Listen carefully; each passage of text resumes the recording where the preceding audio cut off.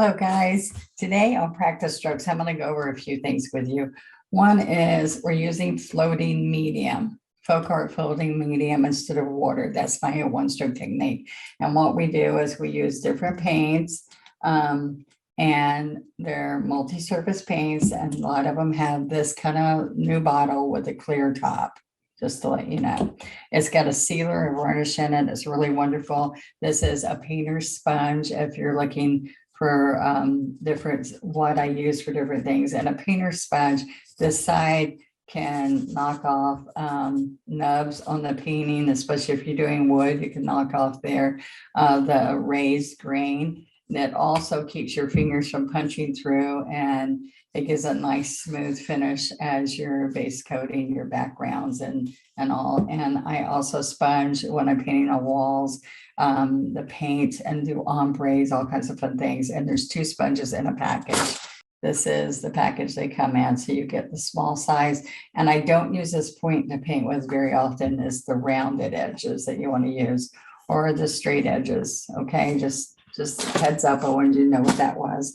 All right, this is my double loader, and what's wonderful about it is that this fits in your palette, drops in and spins into your palette. Now, this is a magic for those who are having problems with loading. So I teach you how to double load and multi-load a lot. And in these tutorials, you'll find that, but I just like to review the double loader quite often. This one could have been cleaned a little bit better, but I just grabbed it really quick. So instead of a foam plate, this is going to help you. And I'm going to show you when I'm double loading. I'm going to do a little bit of a rose and some irises and show you the difference in types of petals, okay? And how I load the brush to make that happen. Now, what I love about this is if I get a phone call and I've got to run and get my grandkids or something at school, I just close out my paint, I take this notch and that notch and line those up and just pop this on.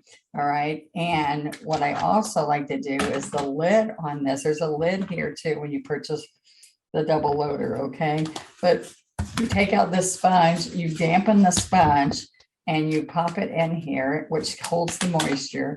Pop this on, and then close this up. Now, this will not close up inside your palette, all right? But this is just like this, and it's just great, all right? And I just got paint all over, all over my paper for today. Maybe I can get another one going here. All right. All right, so I'm going to use a couple of flat brushes. I've got a 16 flat and a 3/4 flat, and I might even go down to a 12 as we work here. So this is, I want to get going here and showing you, I got this one wet too. All right, so I'm excited to do this because I think that you'll get a lot out of this. Now, what I'm doing is I dampen my brush, I lay it on the paper towel, and let the excess water run out, and then I come in here and double load. All right, so I'm going to go like that to pick up paint, and then I go to another compartment and go back and forth really hard, really fast. Hard, which means pressure, and really fast. Then I can grab some more and do it again, but with less pressure. And then the last time I do, that's just coating on the top of the brush. Now, that's just the pink and white, but I can show you that looks good too, but I want to, so let's do it on this piece of paper that's got a problem in the background. So see, that's going to be that, which is kind of muted.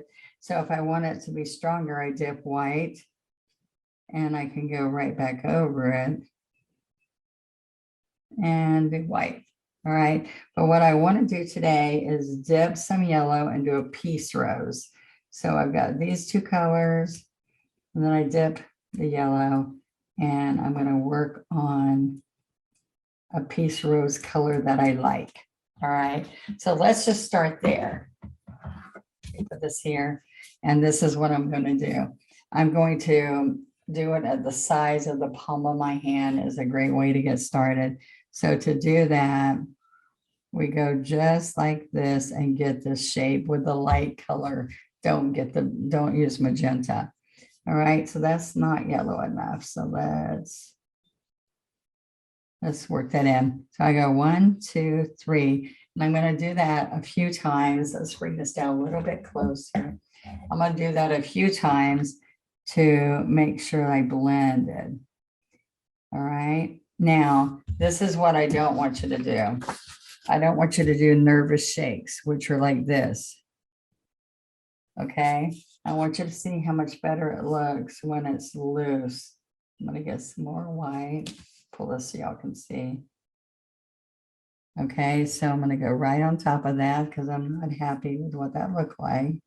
Now I'm going to try to go 1, 2, 3 till I get it blended that color. Now I'm going to push the brush down and I'm going to use these 2 fingers and do this movement, not this movement.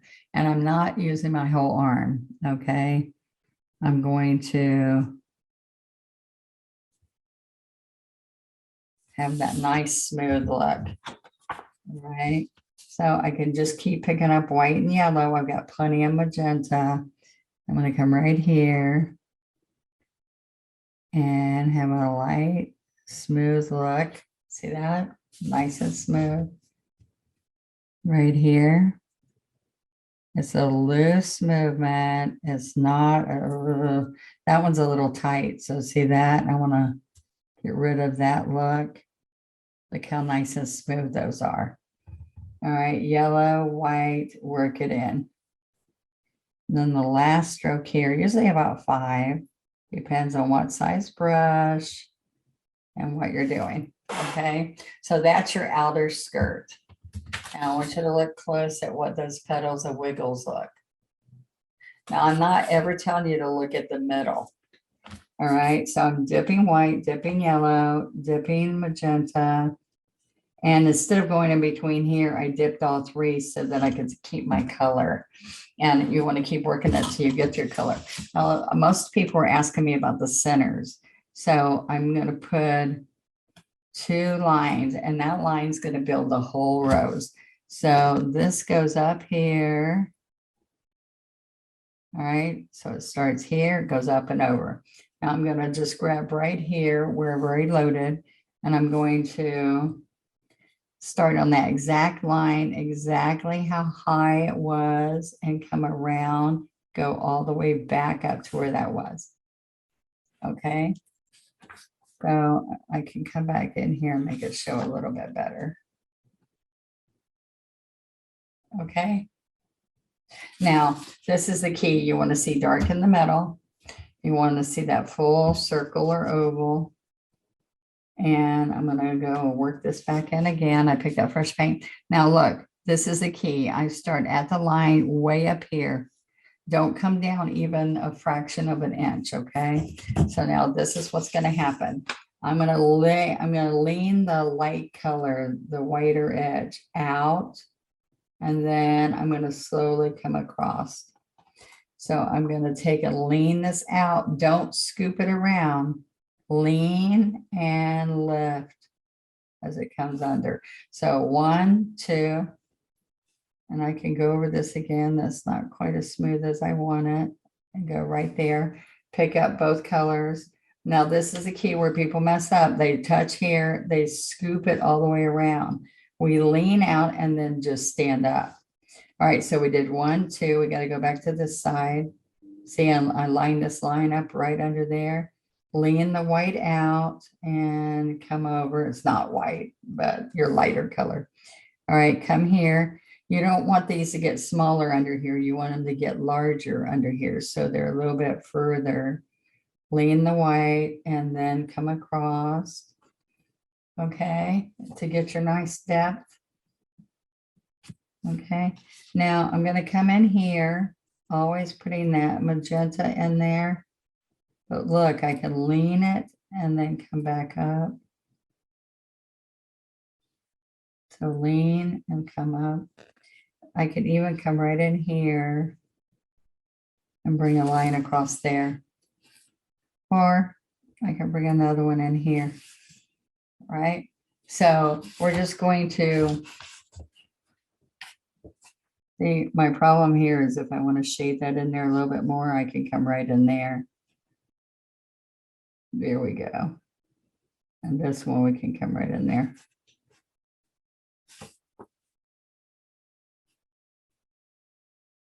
but mostly it's these three in here that get people, all right?